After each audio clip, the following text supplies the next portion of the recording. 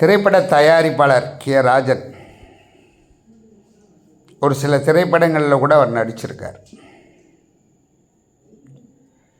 நான் அவரை 2018 இயக்குனர் வாராகி அவரோட படம் சிவா மனசில் புஷ்பா அப்படின்னு ஒரு படம் ஷூட்டிங்கில் அவரை நாகர்கோவிலில் பார்த்தேன். மாத்தாண்டத்தில் ஒரு 2 நாள் அவர் அந்த படத்தில் சிஎம்மாக நடிச்சிருக்காரு.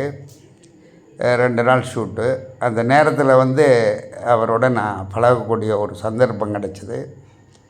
ஒரு நல்ல மனிதர், ரொம்ப பண்பான மனிதர்.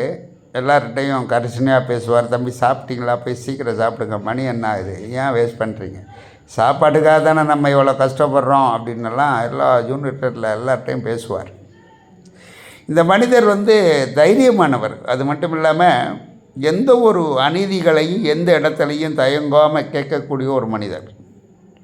அப்படிப்பட்ட ஒரு மனிதர் இப்படியான ஒரு முடிவு எடுத்திருக்கார் அப்படின்னா அவ்வளோ மன உளைச்சல், அவ்வளோ மன வேதனையில் இருந்திருக்கார்.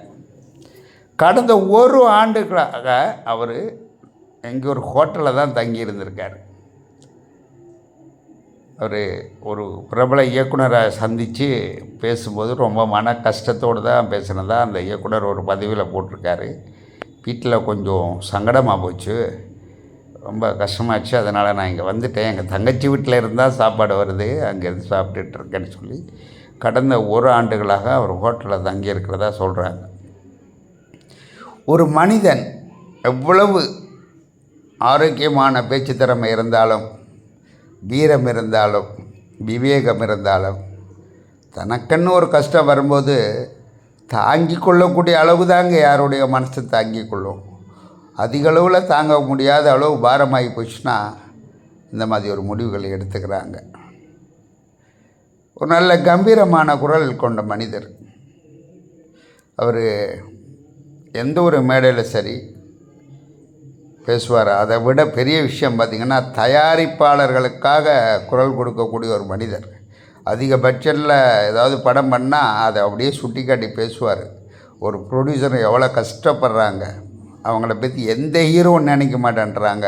அந்த மாதிரி அவர் ஒரு திரைத்துறையில் ஒரு ஜாம்பவான்ன்றதை விட ஒரு திரைத்துறையில் இருக்கக்கூடிய தயாரிப்பாளர்களுக்கு ஒரு முன்னோடியாக இருந்த ஒரு நல்ல மனிதர். இந்த மாதிரி ஒரு சூழ்நிலை அந்த மனிதரை இன்றைக்கி இழந்த உறவினர்களை விட எங்களை மாதிரி பக்கத்தில் நின்று பழகினவங்க தான் ரொம்ப வருத்தப்படுறோம். ரொம்ப நல்ல அண்ணன்,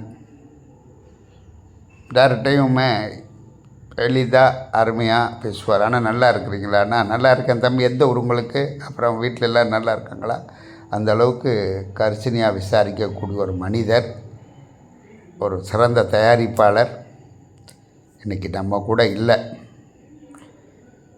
ஒரு மனிதன் அவன் மனநிலை என்ன நிலையில் இருக்குதுன்றதை சிந்திச்சு பாருங்கள்.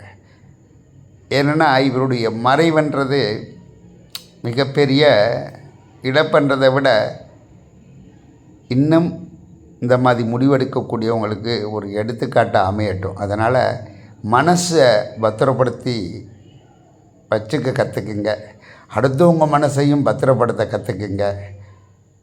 இவருடைய இந்த முடிவு எதனால் அப்படின்றது அவருக்கு, இறைவனுக்கு தான் தெரியும். ஆனாலும் இவர் தாங்க முடியாத அதிகப்படியான வேதனையால் இந்த முடிவை எடுத்திருக்காருன்றது மட்டும் தெரியுது.